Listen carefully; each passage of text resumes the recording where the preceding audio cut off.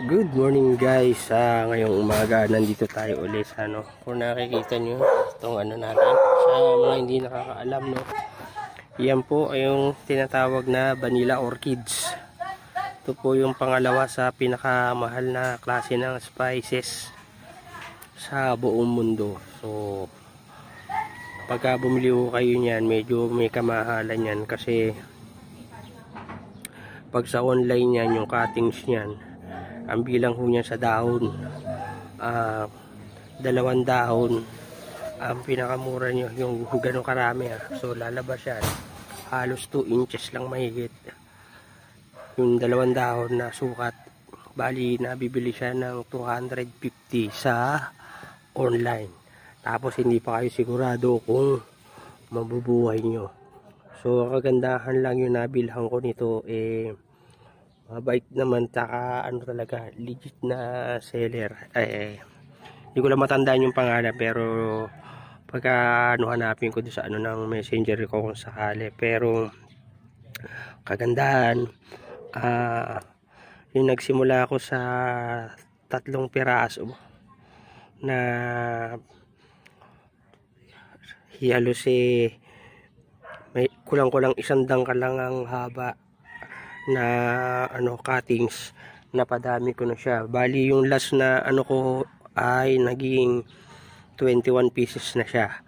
So after nung huli ko na pagka so eto, ayan, kung nakikita nyo, ayan, medyo mahaba na uli sila. So puputulin ko na uli yung sobra sa kanila at natin para maging another na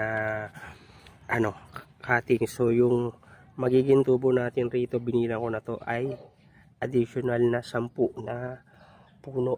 So samahan nyo ako, lilipat natin sila.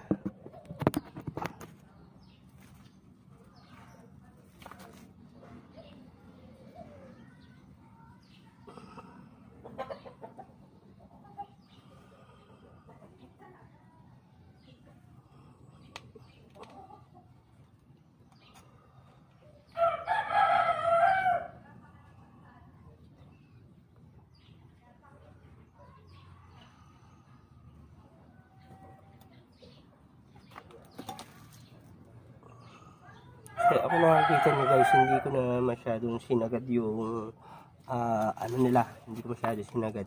So eto, bali doon sa isang cuttings mayroon na 1, 2, 3, 4, 4 na So ayan, may mga ugat na siya. So mas madali yung possibility na buhay na kaagad to once natin transplant natin.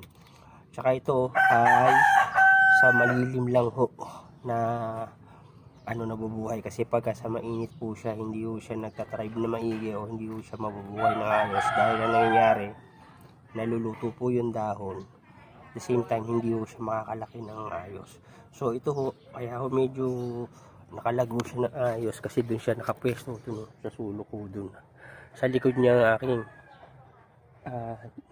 Chinese bamboo na yan.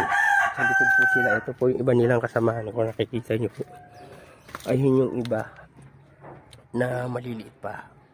So yan, mga galing din yan sa, yan yung original na mga matatandang sanga na naubos na ubos, kaya hindi agad. So yun, tinira ko yung dalawa, medyo alanganin kasi yung sa mother plant na yun na dalawa. So yan, halos puro yan. So kaya eto mga to, bali anak na lang po to. So ayun po, tatanim huli natin sila.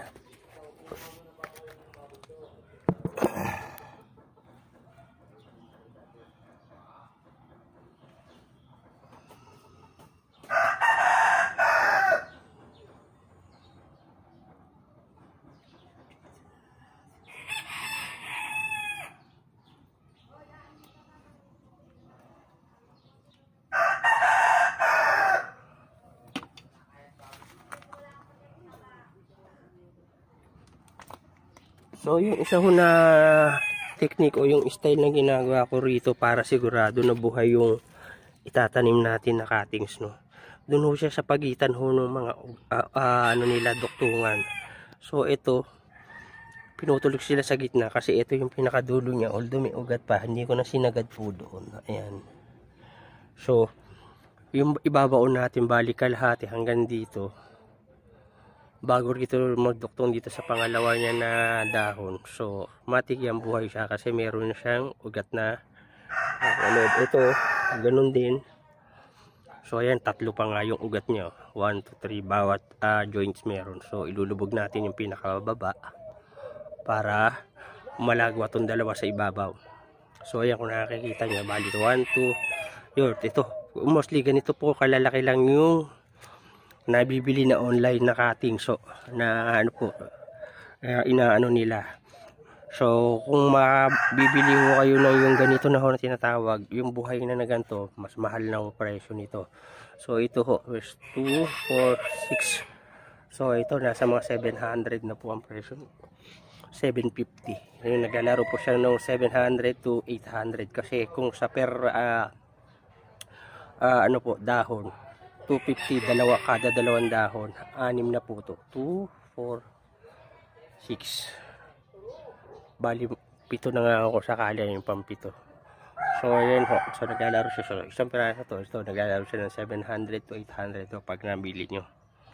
Ganun po siya kamahal. Tsaka kasi ito kung ano, matagal kasi yung magpabunga kaysa sa dahon. Oh, nagtatanim, bakit? So ayun po.